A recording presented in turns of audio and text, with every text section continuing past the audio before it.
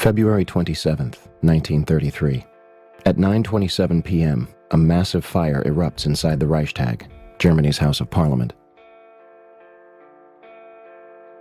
Marinus van der Lubbe, a 24-year-old half-blind Dutch communist, is found half-naked behind the building and arrested on sight. After an interrogation and trial, Marinus is beheaded 3 days before his 25th birthday. Historians argue that Gestapo police entered the Reichstag through an underground tunnel and soaked the building with chemicals and gasoline, with Marinus van der Lubbe arriving later to start the fire with his shirt. Later that evening, Adolf Hitler and Hermann Göring meet in front of the flaming debris to round up a list of communists and execute them that same night. The next day, Hitler passed the Reichstag fire decree, which suspended most civil liberties and banned publications considered unfriendly to the Nazi cause. Hitler then takes Nazi control of the German parliament, passes the Enabling Acts, and begins his invasion of neighboring countries, starting with Poland.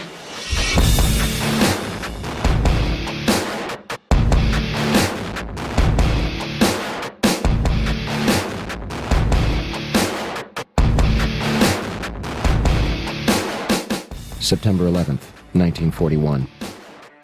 Ground is broken at the Pentagon in Arlington, Virginia, and construction begins. December 7th, 1941. The Imperial Japanese Navy attacks the Pacific Fleet of the United States Navy at Pearl Harbor in Oahu, Hawaii. 2,403 Americans are killed, and an additional 1,178 are wounded. Although Roosevelt received multiple warnings indicating that an attack was imminent, he withholds this information and informs his commanders that negotiations with Japan are underway. The Pearl Harbor Investigating Committee hears the testimony of Admiral Kimmel, who was Navy head at Pearl Harbor at the time of the Jap sneak attack. We needed one thing. That vital need was the information available in Washington from the intercepted dispatches, which told when and where Japan would probably strike. I did not get this information. A number of government investigations concluded that there was considerable foreknowledge of the Japanese plans. Roosevelt declares December 7th an unprovoked and dastardly attack, an act of war between the United States and Japanese Empire, and asks for carte blanche to enter World War II.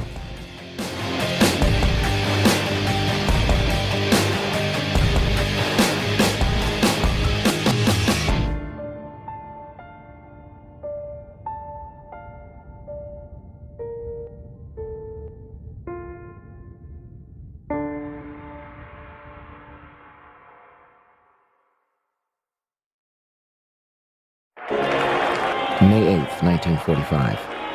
Nazi Germany formally surrenders to the World War II Allied forces.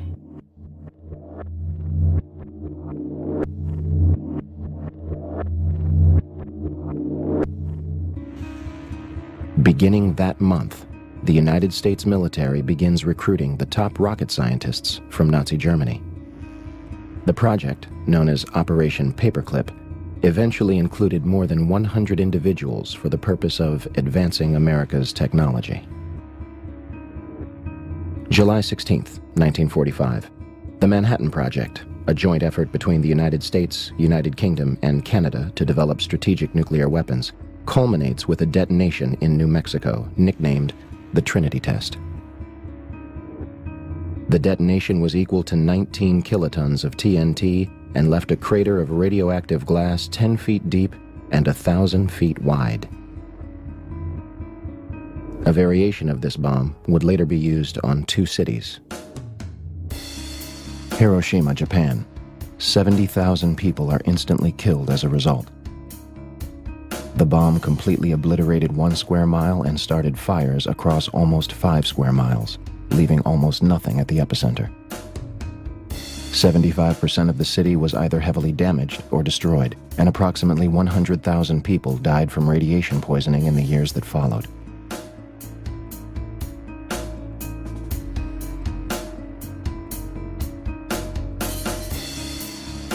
Nagasaki, Japan. 40,000 are killed and almost 30,000 are injured. The bomb destroyed 1 square mile and started fires almost 2 miles out.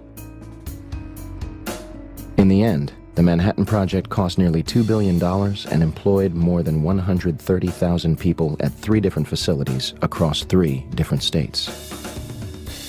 Research and design at Los Alamos National Laboratory and 2 sites built explicitly for the project. Uranium enrichment at Oak Ridge in Tennessee, and plutonium enrichment at the Hanford site in Washington State. At the time, it was the largest construction effort in United States history, and the entire operation was supervised by General Leslie Groves of the Army Corps of Engineers. Groves used a practice known as compartmentalization, which limits intelligence to a need-to-know basis and often leaves those working on the project in the dark. Entire communities and natives were literally packed up and moved out. Although tens of thousands of people were directly affected, the Manhattan Project was kept a secret. So secret that Vice President Harry Truman only became aware of it after President Roosevelt's death. General Groves himself claimed, "Compartmentalization of knowledge was the very heart of security. Each man should know everything he needed to know and do his job, and nothing else." To this day, much of the Manhattan Project remains classified. November 21st, 1945. The Nuremberg trials, an international tribunal to convict the Nazi Party of war crimes, commences in Germany. 12 are executed. The rest are imprisoned, acquitted, or commit suicide before trial.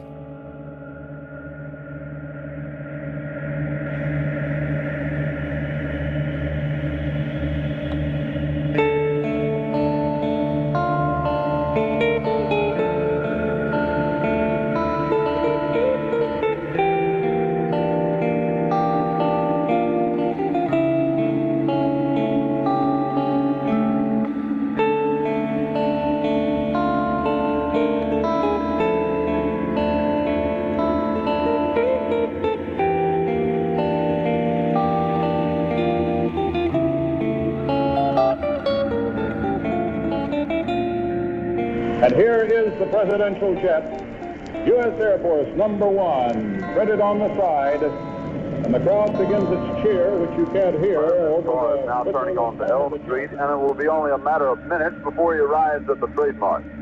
I was on Simmons Freeway earlier, and even the freeway was jam-packed with spectators waiting their chance to see the president as he made his way towards the trademark.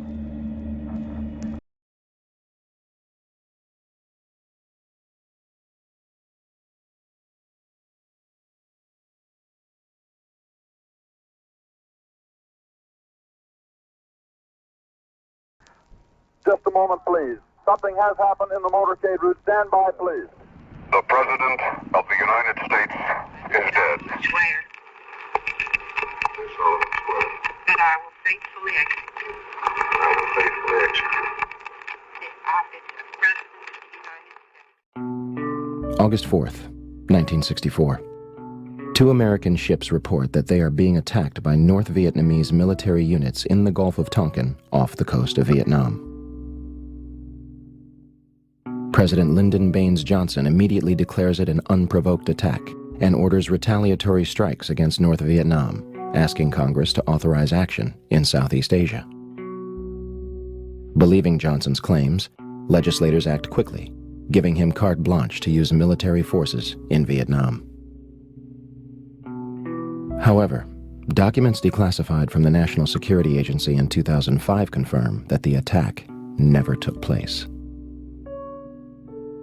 The Tonkin Gulf Resolution was signed by President Johnson on August 10, 1964. This decree was the doorway through which the United States officially walked into Vietnam.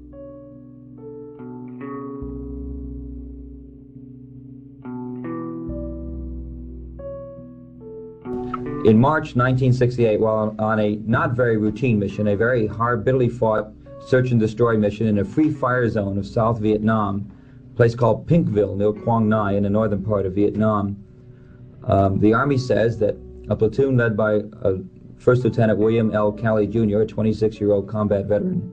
The Army claims that they murdered 109 Vietnamese villagers, mostly women and children.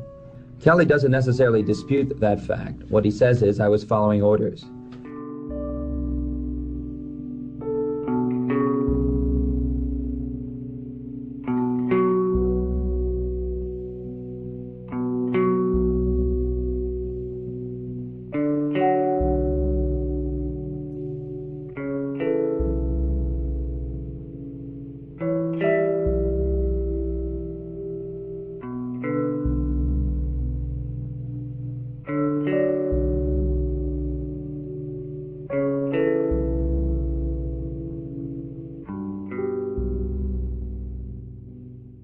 September 2000.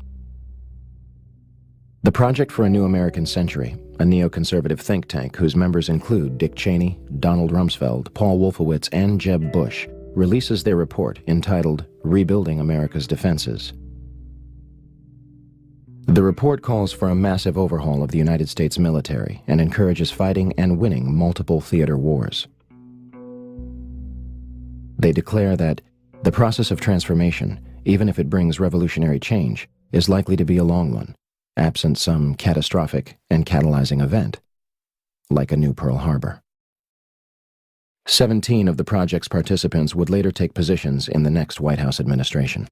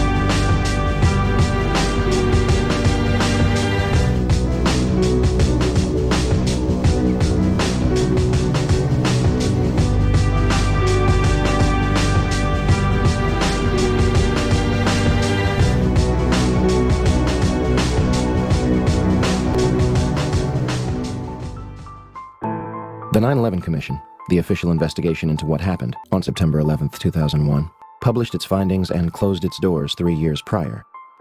Yet questions still remain in the minds of many. What could drive so many people to continue to question such a tragic event? So we're going to take another look at September 11th, beginning with those reportedly responsible for the attacks.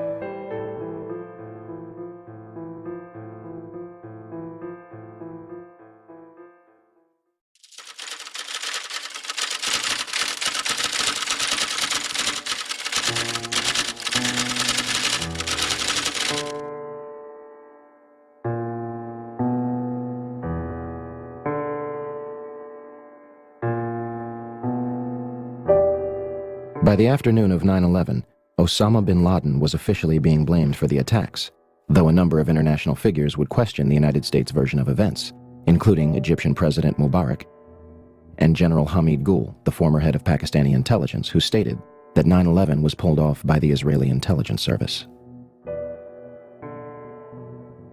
On September 16th, bin Laden officially denies responsibility on Al Jazeera television.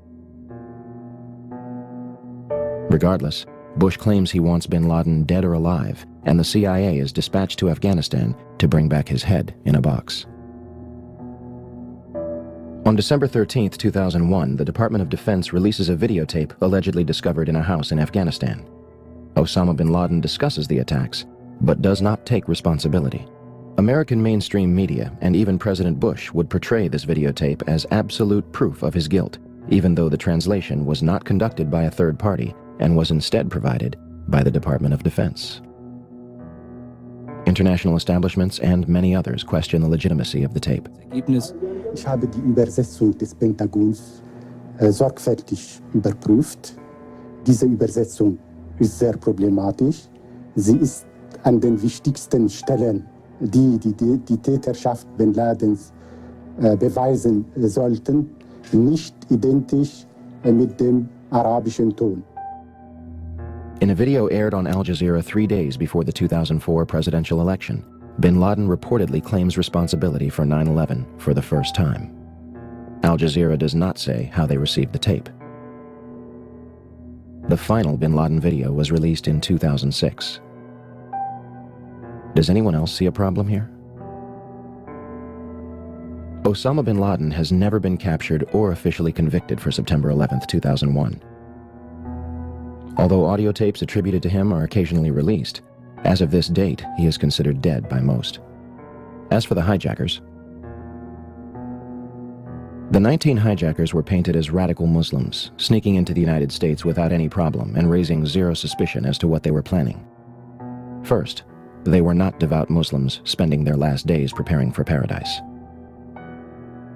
In the months and weeks before the attacks, some of the hijackers are spotted several times at strip clubs and make several unexplained trips to Las Vegas.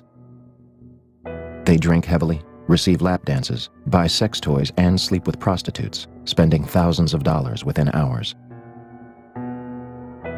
The 9/11 Commission claims that the United States only knew of 3 hijackers prior to the attacks: Nawaf al-Hamzi, Salem al-Hamzi, and Khalid al-Midar. For starters, Al-Kai Collins says he was paid $2,500 a month as an FBI informant in Phoenix. In a stunning disclosure to ABC News, he claims that 3 years before September 11th, he began providing the FBI with information about Hani Hanjour, a young Saudi who later helped fly hijacked American Airlines Flight 77 into the side of the Pentagon.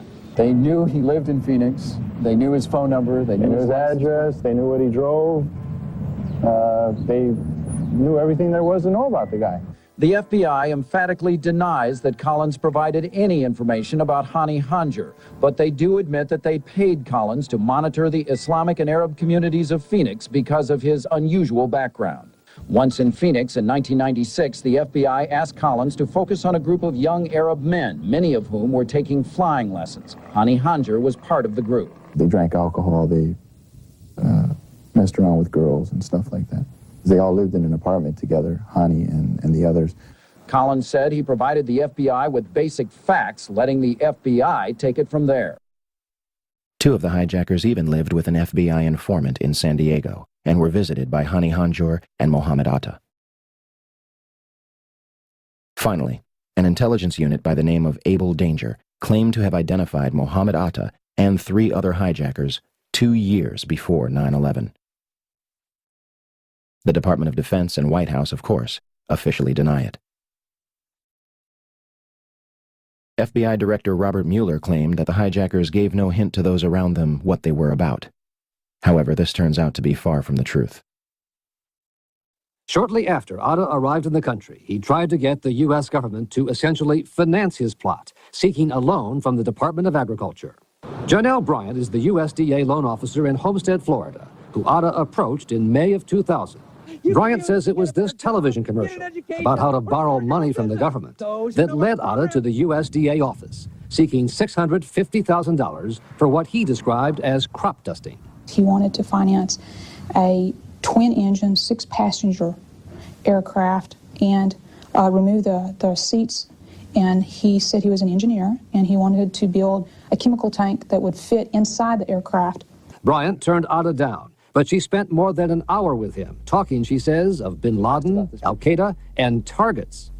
She says Atta became fixated with the aerial photo of Washington on her office wall. He pulled out a wad of cash about that big around and started throwing money on my desk. He wanted that picture really bad. He asked about the Pentagon and the White House and pointed them out. He asked about the Pentagon? Yes, sir, he did. In fact, he picked out where the Pentagon was. Bryant says Ada also asked her about security at the World Trade Center and what she knew of Chicago, Seattle, and Los Angeles.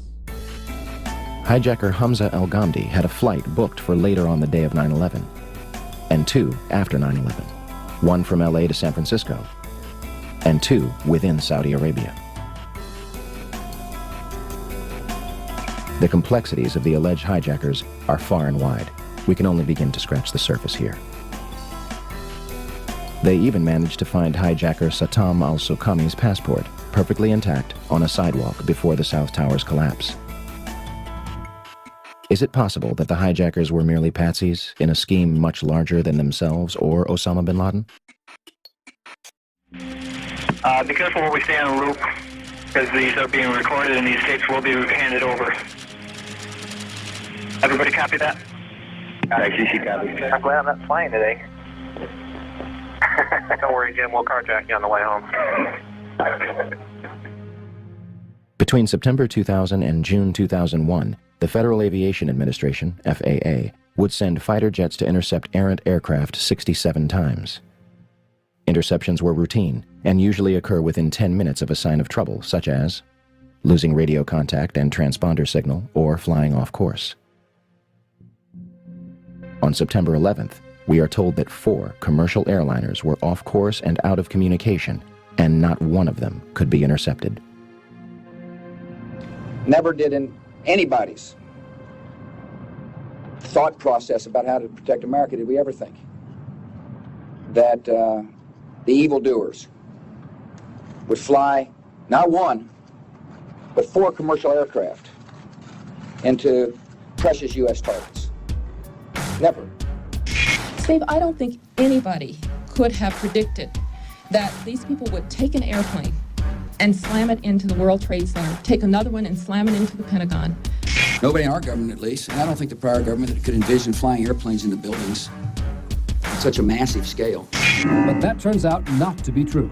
U.S. military planners did envision and practice those very scenarios. As reported by USA Today, North American Aerospace Defense Command, NORAD, conducted exercises with fighter jets, simulating hijacked planes flown into the World Trade Center in the 2 years before the attacks. Pentagon planners also envisioned the attack on the Pentagon 5 months before it happened. According to this April 2001 Pentagon email, Air Force officials wanted a war game, having a terrorist group hijack a commercial airline and fly it into the Pentagon. The idea was to check response times to launch fighter jets. But according to the Pentagon email, the plan was ultimately rejected by senior Pentagon officials as too unrealistic. Still to come are questions, big questions, about NORAD's response on the day of the attack. Why, despite all the exercises and the planning here, jet fighters were not in place anywhere near New York or Washington. Quite an amazing story. Many thanks, Brian. Brian Ross. One of the drills executed prior to September 11th was called Amalgam Virgo. It was conducted in the beginning of June 2001 and simulated a series of successful terrorist attacks. Its purpose was to focus on unconventional threats like the hijacking of a commercial airliner, which would be crashed into the capital. One part of the exercise involved a Haitian AIDS victim who makes a deal with the Colombian drug cartel to crash a private jet into Tyndall Air Force Base in Florida in order to secure funding for AIDS patients. They even wrote up a suicide note for him. NORAD would deliver scripted messages from the FBI to controllers participating in the war games. And guess who was on the proposal's cover? Osama bin Laden. The second part of the exercise, which was planned before 9/11 but not executed until 2002, involved 2 Delta planes with actual pilots on the flight deck. FBI agents hijacked the planes and diverted them to secure locations. The FBI claims it has no records regarding this exercise. In fact, multiple war games were underway on 9/11 itself. But before we cover those, on the morning of September 11th, President Bush was in Florida to promote an education policy. At approximately 8:30 a.m., he left his hotel and headed for Booker Elementary School in Sarasota. Before entering the building, he was aware a plane had struck one of the Twin Towers.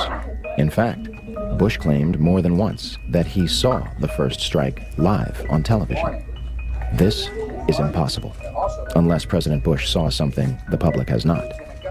Video of the first strike was not broadcast until later that evening.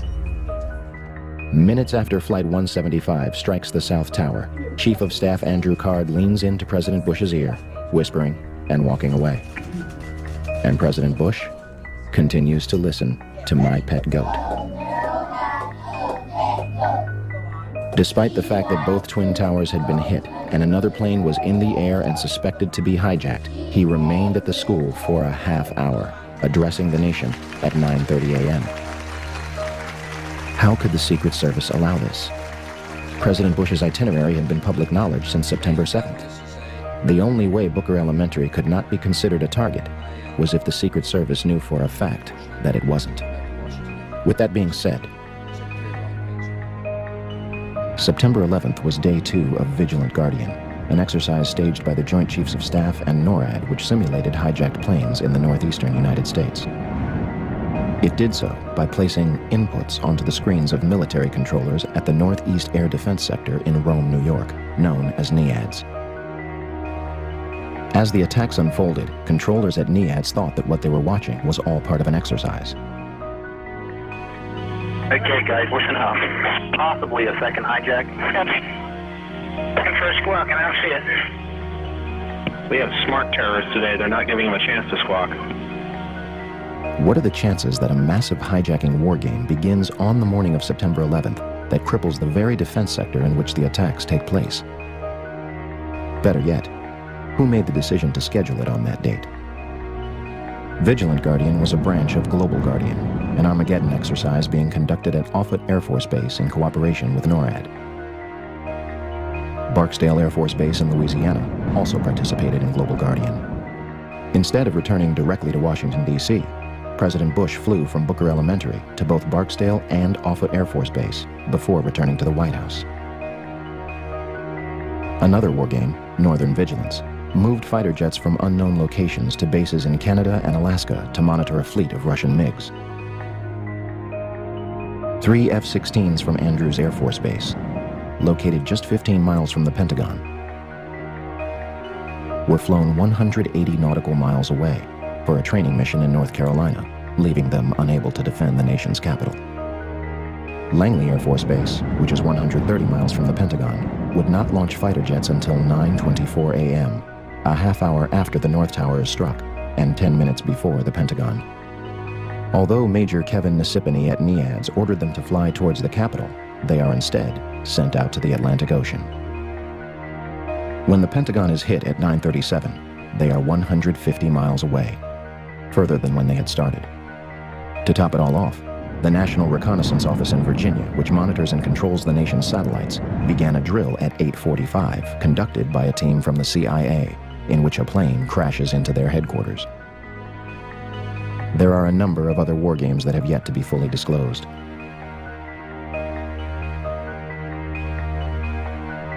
So, let's review.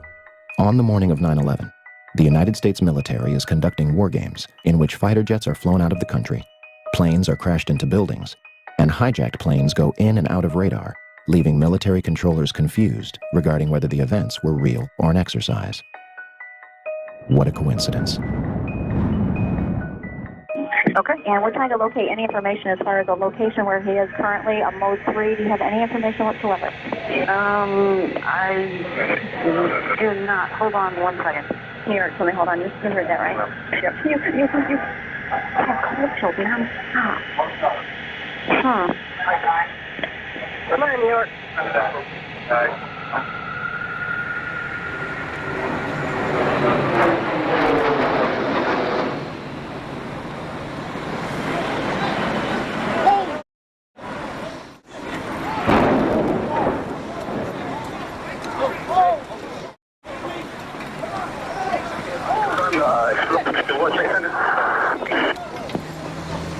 Responding 1063, World Trade Center. Listen, Central, be advised from our location now. I see heavy smoke coming from the building of the World Trade Center. At this time, I advise you that you send them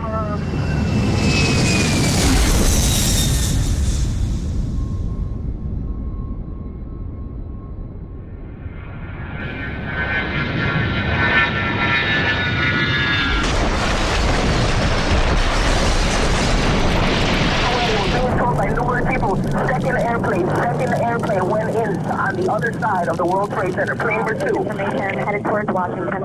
Okay, let me tell you this. We were looking, we're also lost American 77.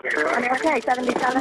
Where was he proposed to head, sir? Excuse me? Where was he proposed to head, sir? Okay, he was going to LA also. He was also going to LA. Now, From where, sir? I think he was from Boston also. Now, to LA. let me tell you this story.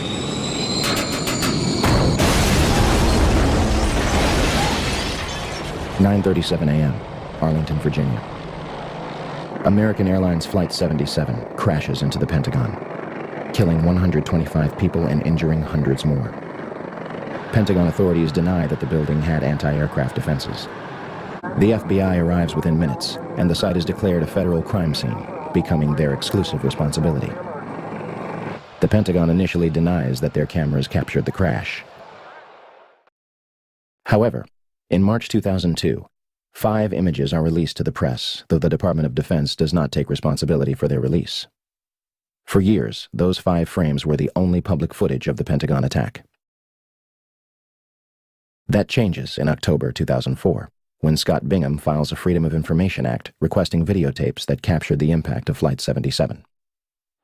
Special Agent McGuire of the FBI located a CD-ROM that contains copies of 2 recordings made by security cameras, released on March 16, 2006. A video taken from a Citgo gas station, which is open only to Pentagon employees, released on September 15, 2006. And the Doubletree Hotel in Arlington, Virginia, released on December 7, 2006. As of this date, we still have no clear images of what happened at the Pentagon on the morning of 9/11. The official story goes as such. American Airlines Flight 77 was taken over by 5 hijackers led by Hani Hanjour. Hanjour entered the United States in 1996 to become a professional airline pilot, though he did not complete a single course. On the morning of 9/11, Hani and his 4 accomplices traveled to Dulles International Airport outside Washington, D.C. They had spent the past weeks at the Valencia Motel in Laurel, Maryland, 6 miles from the National Security Agency. All 5 set off metal detectors and are subjected to additional screening, yet all of them proceed to board American Airlines Flight 77, which is described by the Washington Post as unusually light on passengers. Out of 188 seats, 64 would be filled. In fact, all 4 planes involved in 9/11 would be at approximately 30% capacity.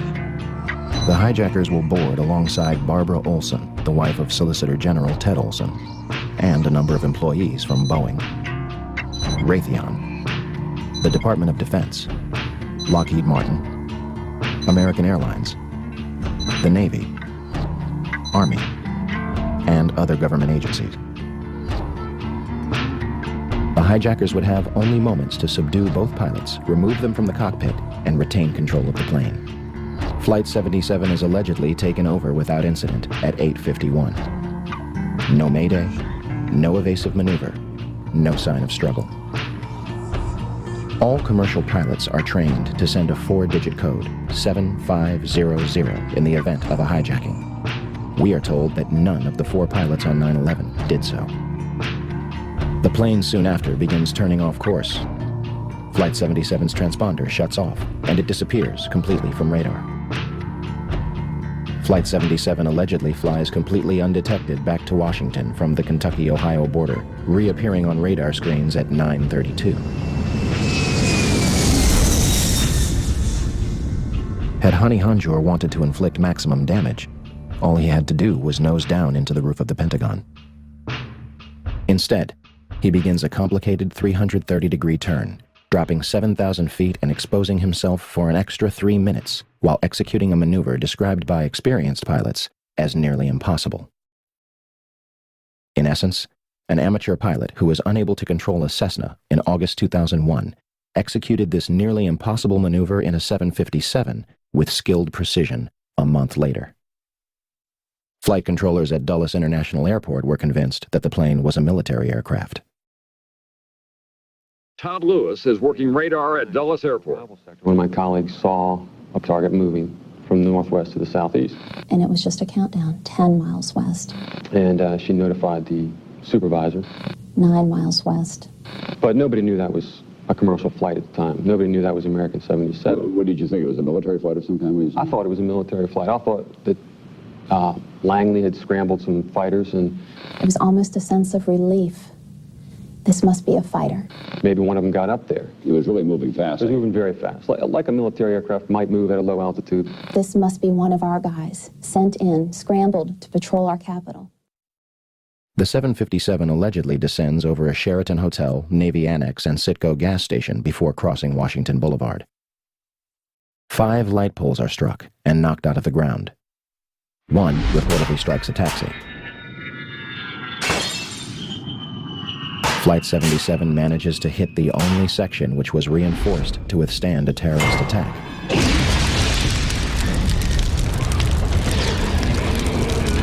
Including reinforced steel and blast-resistant windows 1.5 inches thick. The renovation, planning for which had begun in 1991, was only days away from completion. Ironically, had the plane struck anywhere else, the casualties and damage would have been far greater. An area that normally would have housed up to 5,000 occupants yielded only 125 casualties. The section hit was the headquarters of Naval Operations, Naval Intelligence, and Navy Command Center. Army personnel were also killed, along with a number of accountants and budget analysts. The Arlington County After Action Report states that important budget information was in the damaged area. So what was left of Flight 77? Not much. These pictures were taken before the roof of the Pentagon had collapsed. The Pentagon's outer wall had a hole approximately 20 feet in diameter on the first and second floor, and visible damage 90 feet across the first floor. A Boeing 757 is 155 feet long, 44 feet high, has a 124-foot wingspan and weighs almost 100 tons. And it disappeared into this hole without leaving any substantial wreckage on the outside. There is no visible damage from where the wings or vertical stabilizer would have hit the building. The engines of a 757 are 6 tons each, comprised of both steel and titanium. If they slammed into the building at 500 miles per hour, where are the imprints? Where are the engines themselves? The 757 appears to have completely disappeared into the building. There are numerous parts to a 757 that are virtually indestructible, marked with a specific serial number tied back to the plane. To date, we have not seen a single piece positively identified as Flight 77's. Additionally, there was no impact damage to the lawn, meaning Flight 77 managed to strike the Pentagon while remaining a few feet above the ground. And out of the videos that have been released, none of them clearly depict a Boeing 757. Also, an exit hole inside the Pentagon is not explained by any official report. Despite what might have hit the building, why it was hit is much more important. Norman Mineta was Secretary of Transportation from 2001 to 2006. On the morning of September 11th, when the first plane struck the World Trade Center, Mineta headed to the White House to enter the Presidential Emergency Operations Center, or PEOC. At the May 2003 hearing of the 9/11 Commission, Mineta testified the following. During the time that the airplane coming in to the Pentagon, there was a young man who would come in and say to the Vice President, the plane is 50 miles out, the plane is 30 miles out. And when it got down to the plane is 10 miles out, the young man also said to the Vice President, do the orders still stand? And the Vice President turned and whipped his neck around and said, of course the orders still stand. Have you heard anything to the contrary? However, the 9/11 Commission concludes that Dick Cheney did not reach the PEOC until 9:58, more than half an hour later. The Secret Service claims that it has no record of when Dick Cheney entered the bunker.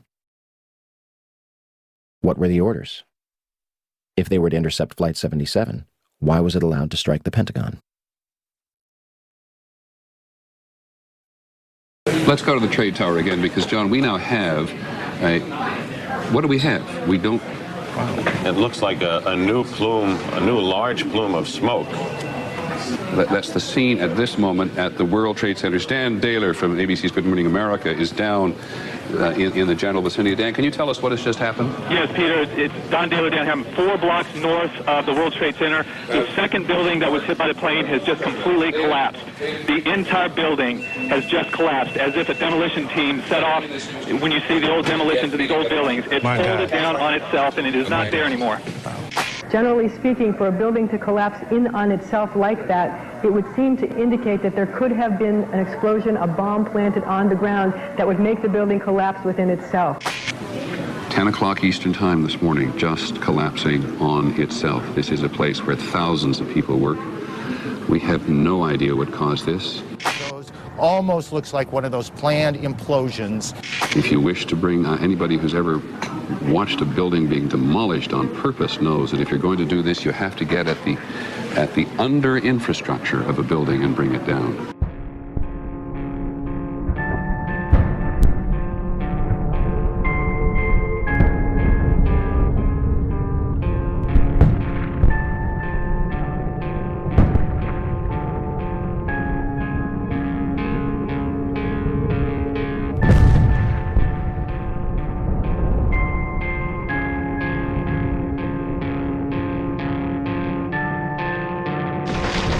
(9:59), New York City, New York. The South Tower of the World Trade Center collapses to the ground in approximately 10 seconds. 29 minutes later, the North Tower follows suit, collapsing in approximately 10 seconds. Later that evening at 5:20 p.m., World Trade Center Building 7, a 47-story skyscraper 300 feet from the North Tower, suddenly collapses.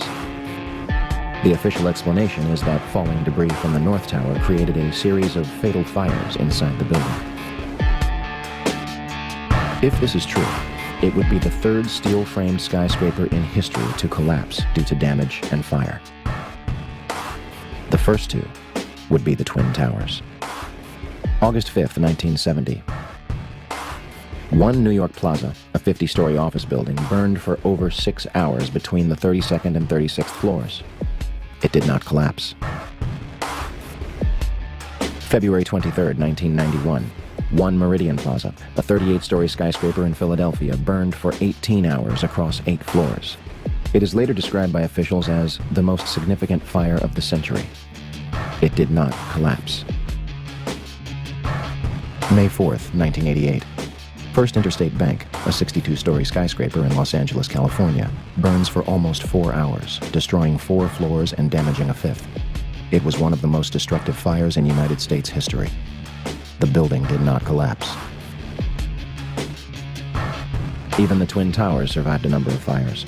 First, a series of fires in 1975, one of which was described as fighting a blowtorch. Then, another in 1999 on the 104th floor of the North Tower.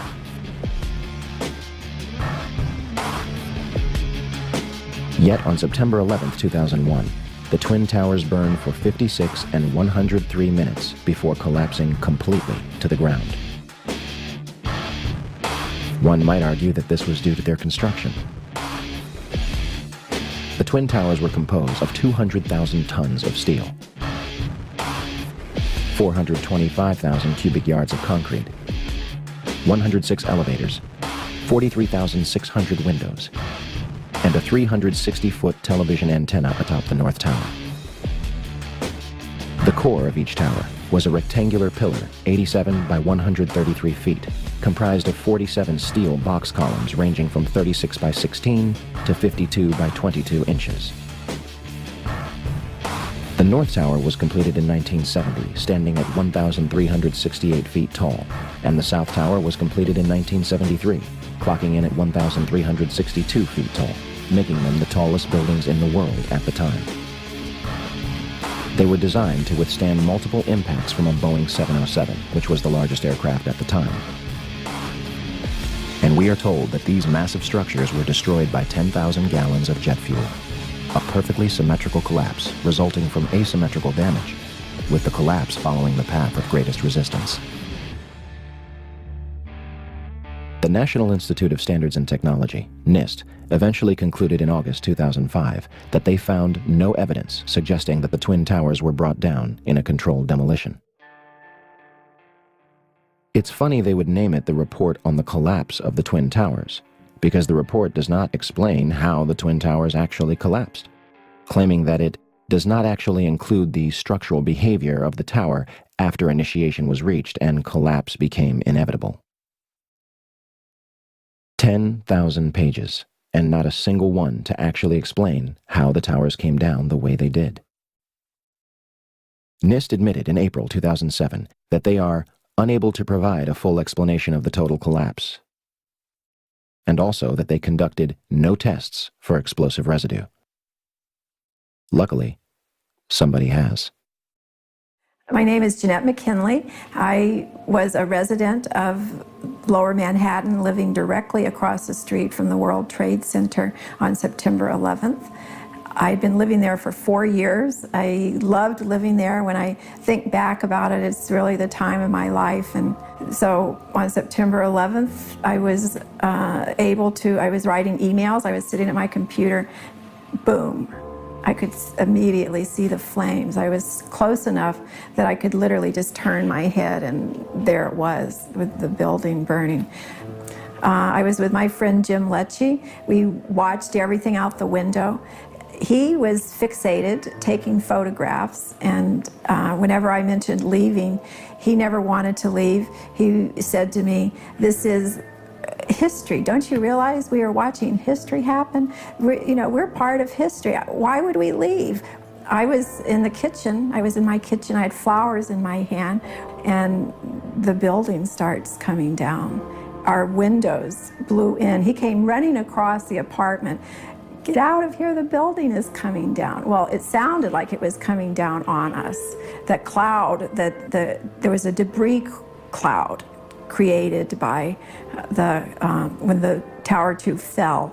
It created a debris cloud, which became part of our life because it just burst in our window at 50 miles an hour. That whole cloud just came bursting in, and many people were wanting to investigate whether the collapses were actually controlled demolitions, as many people thought on the very day. Even the news commentators thought they were controlled demolitions. So there was a lot of controversy about whether they were or not. And friends of mine that knew that I had the dust were also knew a scientist, Stephen Jones, at BYU. My name is Dr. Stephen Jones. I have a PhD in physics from Vanderbilt University, 1978. I have a Bachelor of Science degree from Brigham Young University, 1973. I graduated magna cum laude. I went after the PhD work. I did postdoctoral work at Los Alamos Maison Physics Facility. In June 2007, I was examining a dust sample, which I'd obtained from Jeanette McKinley. I was using a loupe and also just looking at it with my eyes and an ordinary optical microscope, although stereo, so that I could see better in 3 dimensions. And what I found was a chip that looked like it might be a paint chip. I mean, early on I was thinking maybe not too interesting, but this chip was rather striking in its appearance. It had an orange-red color, first of all, and then I found several of these, and they all had some gray material adhering to the side of the red material. So layered. Later we found multiple layers, but most of these chips have 2 layers, red, gray. I did take one of these chips then to the electron microscope, the scanning electron microscope, and we looked at it with the electron microscope, and then we used a system where we could determine the elements. What we found in the red material is a combination of aluminum and iron oxide, and these are the components of thermite. Of course, now we looked with an electron microscope, we looked deeper and deeper, higher and higher magnification, and I pulled in a colleague of mine, Dr. Jeffrey Ferrer. He's an expert on the electron microscope machine. So he actually broke a piece off of one of these red chips, and then later he did 4 different samples, broke a piece off. That gives you a fresh surface. Because in the dust, there's all sorts of stuff. There's zinc and titanium and calcium, all sorts of stuff. So he broke off a tip, you see, so we could look at a fresh surface. And then what you see in all 4 samples that we studied in this detail: carbon, which is significant, oxygen, iron, and aluminum. We looked at this, and these again are the ingredients, except for the carbon, and we found that experimenters working with superthermite, trying to beef it up, make it more explosive, tailoring it to different weapons applications, they would have silicon in there and an organic material, which means a carbon, so a polymer such as Viton, they would add to this to give it the properties they wanted. So that fit. Now, see, that was surprising to me to see silicon and carbon, but then we find in the literature that's what these guys are doing in the weapons labs, Livermore and Los Alamos. They're adding organic, because that gives you a gas production. When the thermite goes off, now you also have gas production, which gives you the explosive force, for instance. I suggested that we take a sample of this red-gray chip material and run it through a very sensitive instrument called a differential scanning calorimeter. And he did that. What it does, you heat the temperature slowly, and the material will react if it's going to. And if it reacts and produces heat, you'll get a spike in your calorimeter. And then if it reacts quickly, it'll be a narrow spike. If it, say, burns over a long period of time, you'll see a big broad spike. And the total area there is the total amount of energy released, and it gives you a lot of information.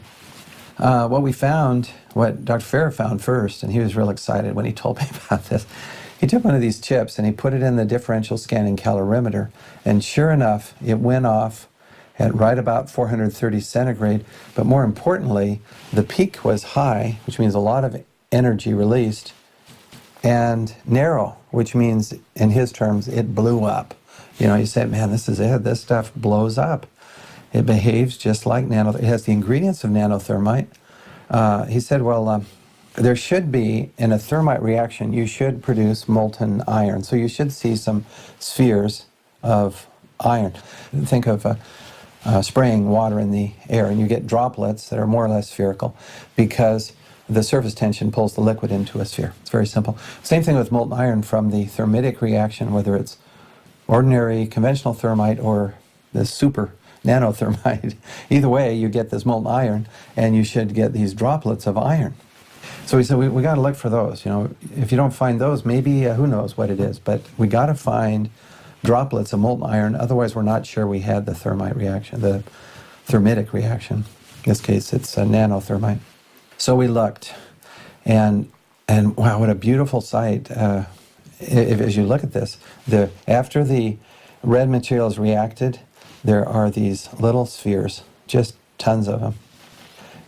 And we compared the traces that we got in this sophisticated calorimeter with traces obtained with known thermite. These are published data, and our peak is actually narrower. I mean, this stuff goes off with very rapidly, and more energy also than had been reported by these other researchers working with known nanothermite.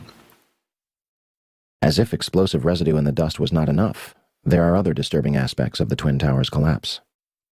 Both the North and South Tower collapsed at nearly free-fall speed, 110 stories, reducing itself to a pile of twisted steel and pulverized concrete and building materials in approximately 10 seconds. The Twin Towers combined contained almost 500,000 tons of concrete. This was turned into particles the size of talcum powder, blanketing lower Manhattan in a fine dust. It also turns out that molten metal exceeding 2,000 degrees Fahrenheit was discovered in the rubble of Ground Zero, underneath the Twin Towers and Building 7. Firefighters, emergency workers, police, officials, even Rudy Giuliani testified to these massive temperatures. Even after heavy rain on September 14th and 21st, a constant stream of fire retardants and water described as creating a giant lake, these fires were not put out until December 13th, 2001, making it the longest burning structural fire in history.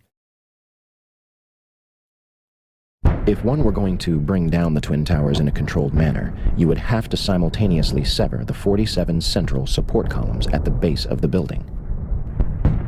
Maybe that's why a large number of eyewitnesses reported massive explosions at the base of the Twin Towers, some before the planes had even impacted the building.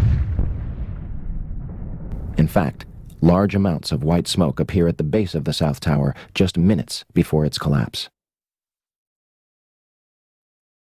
Do you still think that jet fuel brought down the Twin Towers? In almost all the videos of the collapses, violent ejections appear 20 to 60 stories below the demolition wave.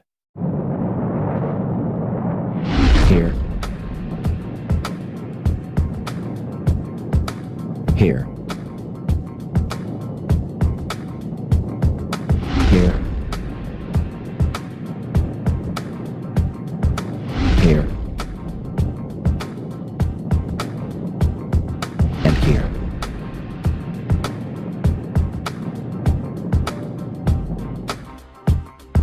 I know what you're thinking. If explosives or incendiaries were in the building, how would they get in there without anyone noticing? A December 2000 assessment of the World Trade Center recommended immediate renovation work on the steel columns contained within elevator shafts of both Twin Towers. Turner Construction, a company located on the 38th floor of the North Tower, was selected to do the job. Turner's CEO at the time was Tom Leppert, who had personal ties to George W. Bush and Carlos Gutierrez, Secretary of the Department of Commerce. The Department of Commerce is in charge of NIST, an agency that may sound familiar. Turner Construction also did fireproofing work on the very floors that were struck by Flights 11 and 175. Of course, all documents pertaining to Turner's work on the Twin Towers were destroyed on 9/11. In addition, President Bush's brother, Marvin, was on the board of directors at Securicom from 1993 until fiscal year 2000. Securicom, later known as Stratesec, was an electronic security company backed by Kuwait American Corporation, which provided security for United Airlines, Dulles International Airport, and from the early 1990s up to 9/11, the World Trade Center. According to the Port Authority, there are no records pertaining to the work that the company performed on the World Trade Center. So, a company with ties to the government agency that eventually investigated the collapse was responsible for doing renovation work inside the Twin Towers, and the building's security was run by a company with family ties to President Bush. And we have no records to prove what they did inside the buildings. Nothing suspicious there. I often get asked, well, how did they use this nanothermite in the buildings?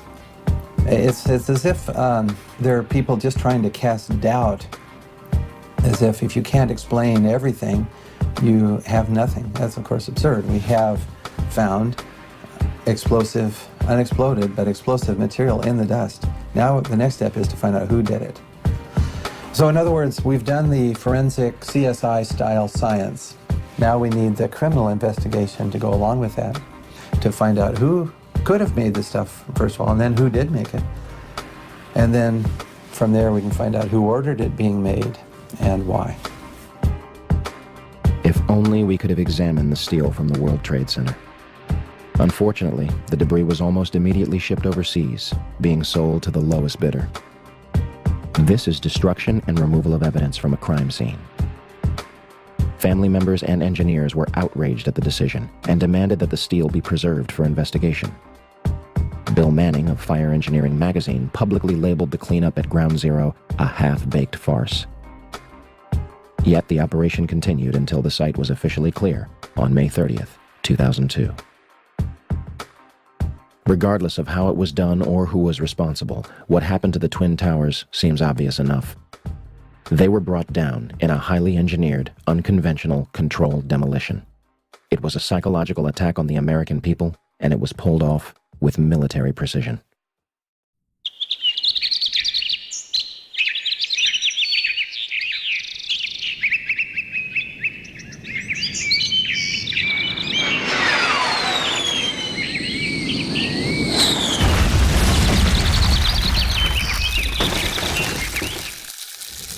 "10:03 a.m., Shanksville, Pennsylvania.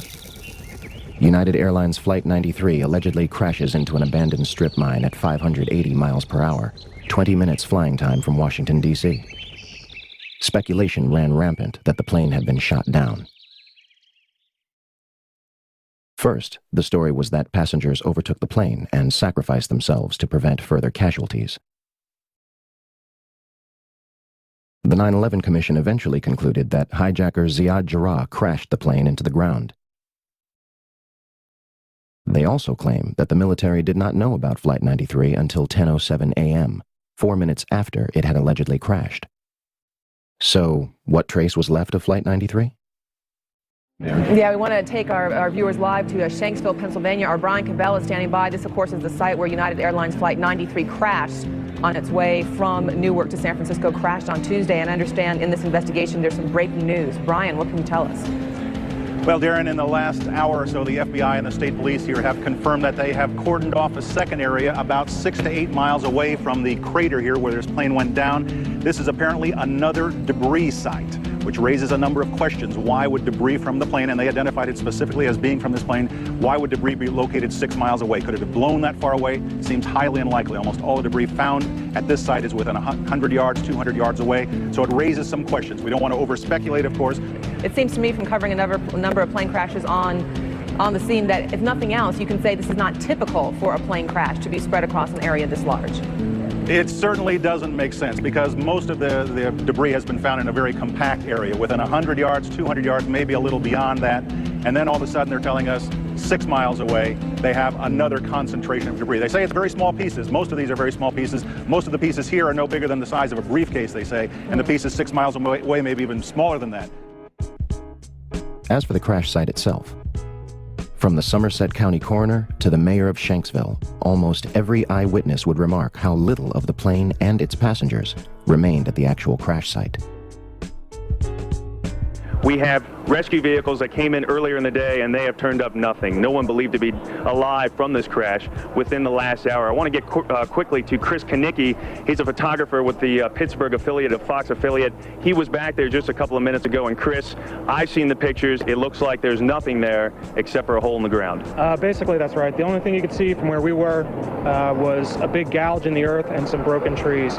We could see some people walking around in the area, but from where we could see, there wasn't much left. Any large pieces of debris at all? No, there was nothing that you could distinguish that a plane had crashed there. Smoke, fire? Nothing. It was absolutely quiet. It was actually very quiet. Just a couple of people walking around. They looked like part of the NTSB crew walking around looking at the pieces. How big would you say that hole was? From my estimates, I would guess it was probably about 20 to 15 feet. Long and probably about 10 feet long or 10 feet wide. What could you see on the ground, if anything, other than dirt and ash? And you couldn't see anything. You could just see dirt, ash, and people walking around, broken trees. There is zero historical precedent for a large commercial airplane and its passengers completely disintegrating upon impact, regardless of speed, cause, or crash site. Turkish Airlines Flight 981 began breaking apart in mid-air after suffering extreme decompression and crashed into a forest. All 346 people were killed. 40 bodies were recovered, 6 of them still in their seats. Air India Flight 182 was blown up in mid-air by a bomb over the Atlantic Ocean. Wreckage from the plane and 131 bodies were recovered, with autopsies performed. Japan Airlines Flight 123 suffered mechanical failures 12 minutes into its flight and crashed into a mountain. It remains the single deadliest aircraft incident in history. Wreckage and even 4 survivors out of the 500 passengers were recovered. Those are just 3 examples. And yet, on September 11, 2001, we are told that a 757 crashed into a field and left virtually no identifiable wreckage or passengers. The Department of Environmental Protection also reported in October 2001 that no trace of jet fuel was found in groundwater or soil at the crash site. Flight 93 allegedly crashed with over 5,000 gallons, 37,500 pounds of jet fuel left. How is this possible?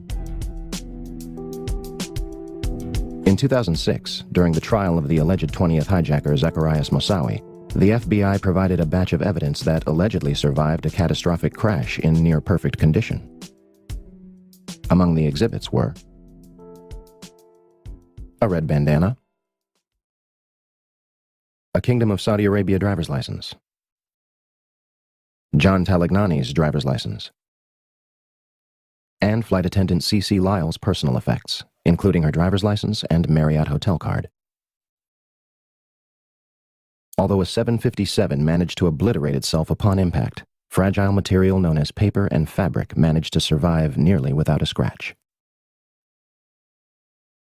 The FBI also releases pictures of an engine and 2 pieces of fuselage.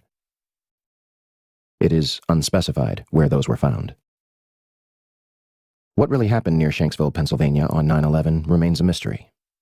But one thing seems clear. A 757 did not crash intact into a field in Shanksville, Pennsylvania.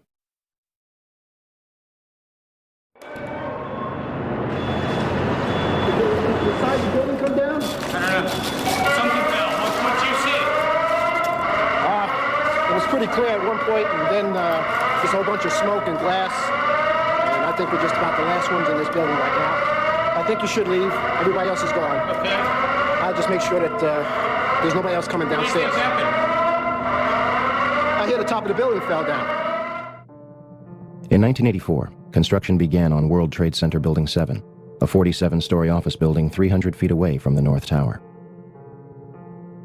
It opened to the public in 1987 and housed offices for Department of Defense, Internal Revenue Service, and was also the Secret Service's largest field office.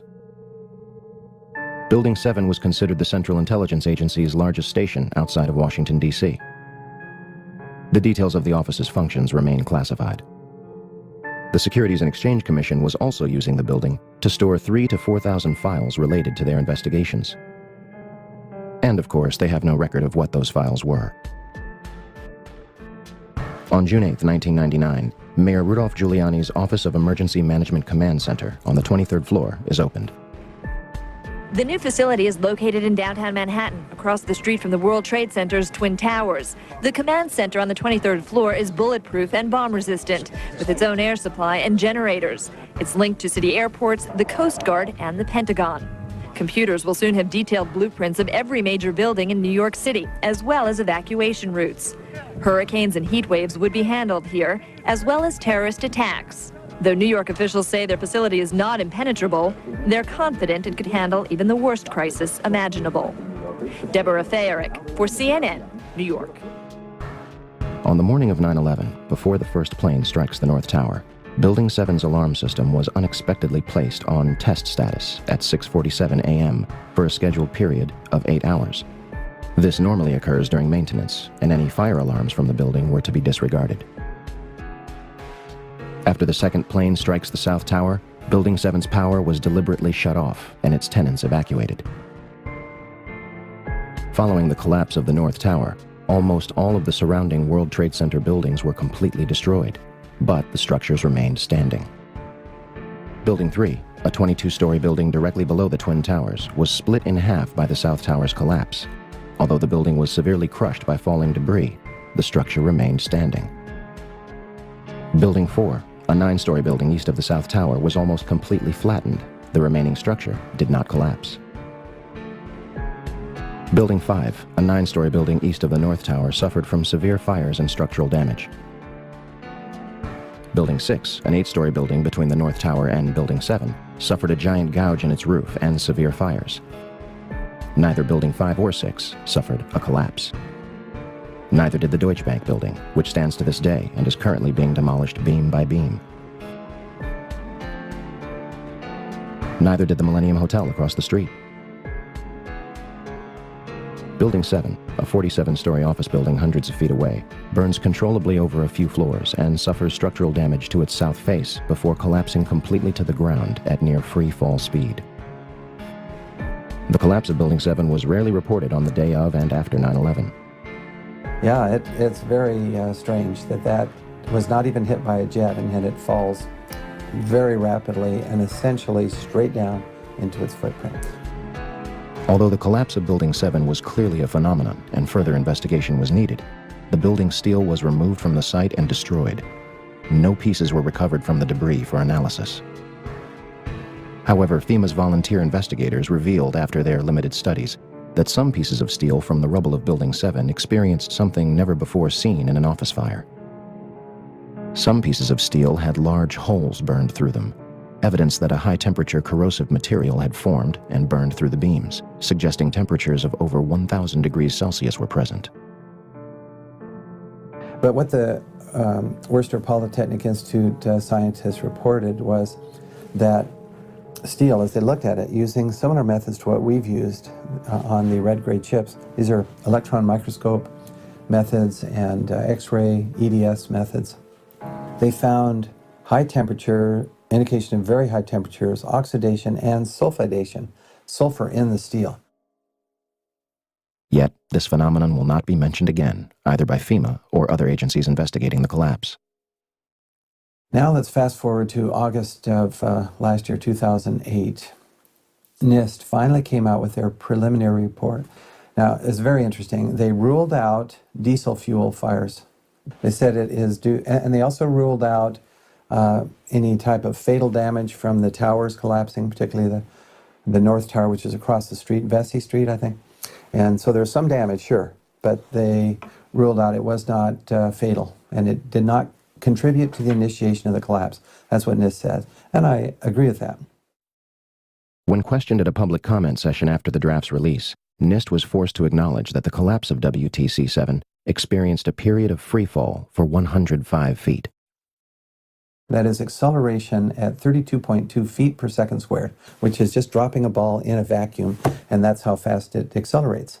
Finally, in their final report, they have this agreement, having been with Chandler and with my comment also, that there was indeed acceleration, not just constant speed, and acceleration at the acceleration due to gravity. In other words, free fall. And they even mentioned free fall for about 105 feet. That's about 8 stories. Now that means, according to what they had previously said in August, which is correct, earlier, August 26th, nothing is in the way of the roof. Nothing. Now you can see in the videos there's a lot of floor is still intact as the roof is moving as a block. So somewhere down below, there's about 8 floors that have been obliterated.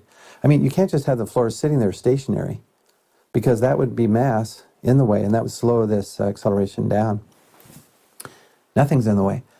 The only way I can see how to do that is with controlled demolition, with explosives, to remove that. That's what you do in controlled demolition. You get all this material out of the way, then the upper block travels at close to free fall. In this case, at free fall. It's really amazing. It's funny Stephen would mention explosives and material being removed. 2 eyewitnesses independently claimed to news channels on 9/11 that they experienced an explosion inside the lower levels of Building 7. The first one is Michael Hess, who went on to UPN 9 News around 11:59 a.m. Oil refineries in Louisiana. And we have Frank Uciardo back on the phone with us, Brenda, with some New York City officials. Frank, go ahead. That's right. I'm standing here right now just off Broadway by City Hall with Michael Hess, who is the city's corporation counsel. Mr. Hess, you were trapped in, I believe, 7 World Trade Center. Go ahead, sir. Yes, I was. I was up in the emergency management center on the 23rd floor, and when all the power went out in the building, another gentleman and I walked down to the 8th floor where there was an explosion, and we've been trapped on the 8th floor with smoke, thick smoke all around us for about an hour and a half. But the New York Fire Department, as terrific as they are, just came and got us out. And the second is Barry Jennings, who went on to ABC7 shortly after noon. We're going to bring more of those to you now. Barry Jennings, you're on the 8th floor. You work for the City Housing Department. Explain to me the moment of impact. Well, me and Mr. Hess, the corporation counsel, were on the 23rd floor. I told him we got to get out of here. We started walking down the stairs. We made it to the 8th floor. Big explosion. Blew us back into the 8th floor. And I turned to Hess. I said, this is it. We're dead. We're not going to make it out of here. I took a fire extinguisher and I busted the window out. That's when this gentleman here heard my cries for help. We tracked Barry down in June 2007 to interview him and hopefully elaborate on his experience. Hi, my name is Barry Jennings. I'm 52 years old. I've worked for 33 years at one location. Basically, I said I'm married, father of 4. It was very funny. I was on my way to work. Traffic was excellent. I received a call that a small Cessna had hit the World Trade Center. And I was asked to go and manned the Office of Emergency Management at the World Trade Center 7 on the 23rd floor. As I arrived there were police all in the lobby. They showed me the way to the elevator. We got up to the 23rd floor. Me and Mr. Hess, who I didn't know was Mr. Hess at the time, we got to the 23rd floor. We couldn't get in. We had to go back down. Then security and police took us to the freight elevators where they took us back up, and we did get in. Upon arriving into the OEM EOC, we noticed that everybody was gone. I saw coffee that was on the desk. Still, the smoke was still coming off the coffee. I saw half-eaten sandwiches. And only me, Mr. Hess, was up there. After I called several individuals, one individual told me that to leave and leave right away. Mr. Hess came running back in and said, we're the only ones up here, we got to get out of here. He found the stairwell.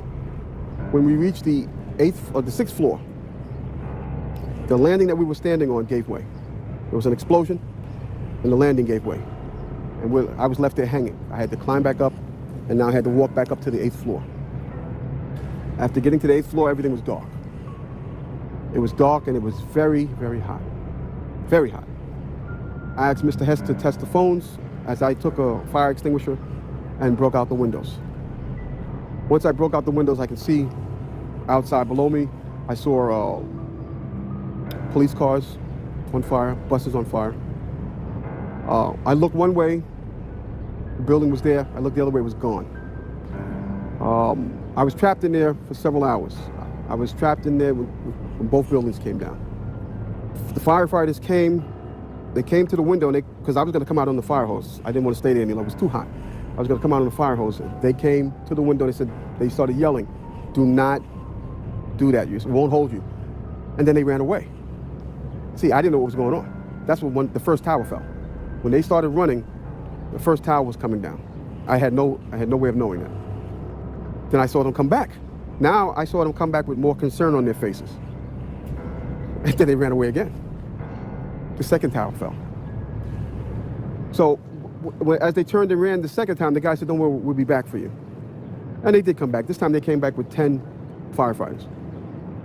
And they kept asking, where are you? We don't know where you are. I said, I'm on the north side of the building, because when I was on the stairs, I saw north side. All this time, I'm hearing all types of explosions. All this time, I'm hearing explosions. And I'm thinking that maybe it's the buses around me that were on fire, the cars on fire. I don't see no, but I'm still hearing these explosions.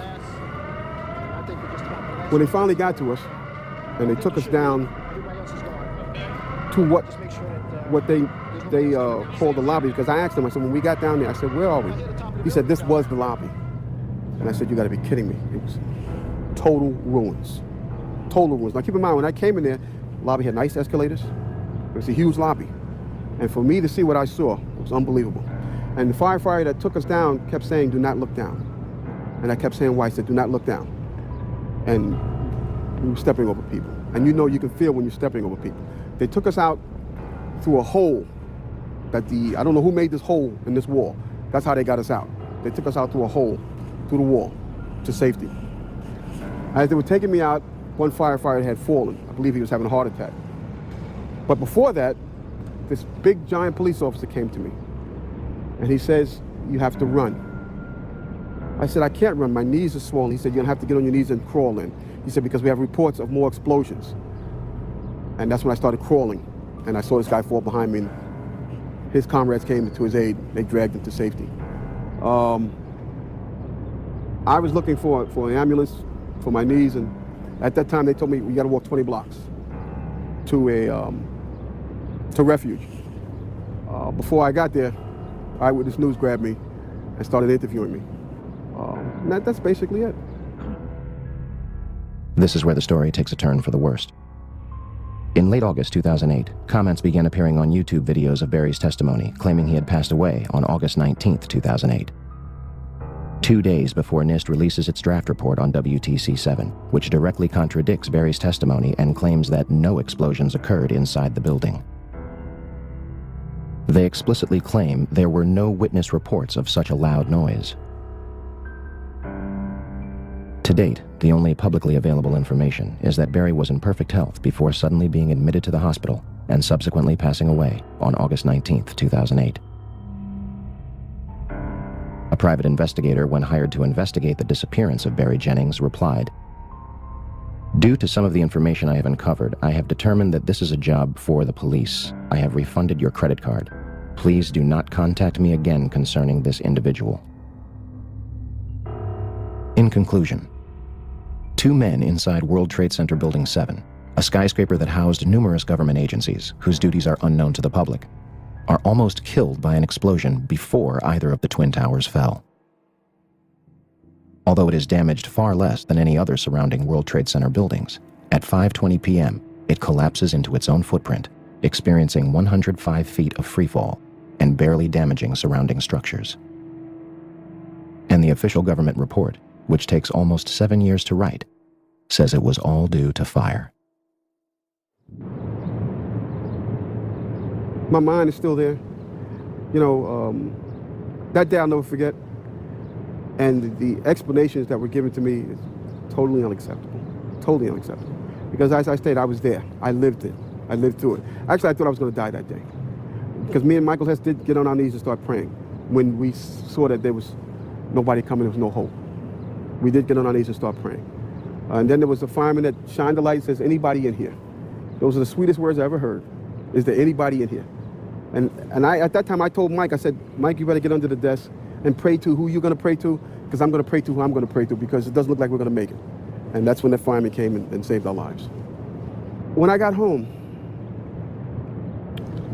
I sat down in front of the TV, and my wife said, "Why do you keep watching this? Why do you keep?"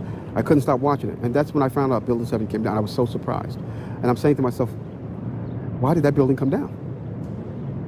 And I knew why it came down, because of the explosions.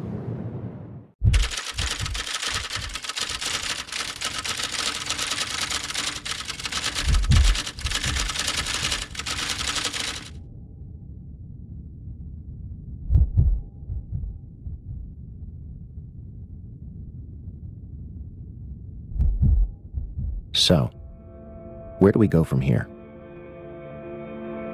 Your reaction to this will be either an emotional one or a logical one. You will deny that these things are possible and insist that this information is ridiculous and go about your life. Or you will acknowledge a number of serious, glaring issues with the United States story of 9/11 and do your part to further a new criminal investigation into the day's events. How long will the American public or the world wait for the truth about September 11th? How much louder will the family members and survivors have to scream for answers? September 11th was not just a terrible tragedy that took the lives of thousands of innocent people. It was an American coup, a violent and aggressive seizure of power and a transformation of both foreign and domestic policy. The slaughter of civilians in broad daylight as a means of promoting an agenda. This is not a new concept. Meet Smedley Butler. His father was both a lawyer and a politician. He was elected to the House of Representatives in 1897. He joined the Army at the age of 16, and at the age of 48, he became the Army's youngest Major General. He was twice decorated with the Congressional Medal of Honor. In July 1934, Butler was approached by two men who offered him $30 million and the support of 500,000 troops and the mainstream media to lead a coup against President Roosevelt and remove him from office. Butler pretended to go along with it, eventually meeting with the main conspirators behind the plot. The DuPont family and leaders of U.S. Steel, Heinz, Standard Oil, General Motors, Chase National Bank, Goodyear Tires, and last but certainly not least, Prescott Bush himself, President George W. Bush's grandfather. The intention was to install a fascist regime like the ones in Nazi Germany and Communist Russia, in hopes of beating the Great Depression.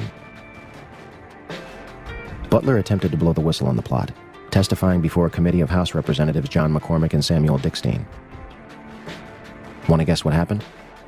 The representatives believed Butler, but refused to pursue the people responsible. The media turned on Butler, calling his allegations a hoax, perfect moonshine, as one put it. President Roosevelt eventually cut a deal with the plotters, and nothing more came of it. America was hijacked on September 11, 2001. Not by Osama bin Laden and his al-Qaeda network with box cutters directed from a cave in Afghanistan, but by a group of tyrants ready and willing to do whatever is necessary to keep their stranglehold on the United States of America. A group beyond any one man or any one administration. Until there is a new investigation into the events, we will not go away. We will not be silent. Ask questions. Demand answers. We show the towers for the ashes like they were laced with bombs. And ever since we've been at war like Genghis, calm and fiendish for a fascist world state. An Orwellian nightmare where righteous drip bag. Get prepared for the future of wiretaps. Cameras on every corner. Black water sharpshooters with scopes locked on ya. The Patriot Act has us watching our backs. They front like a hidden saviors.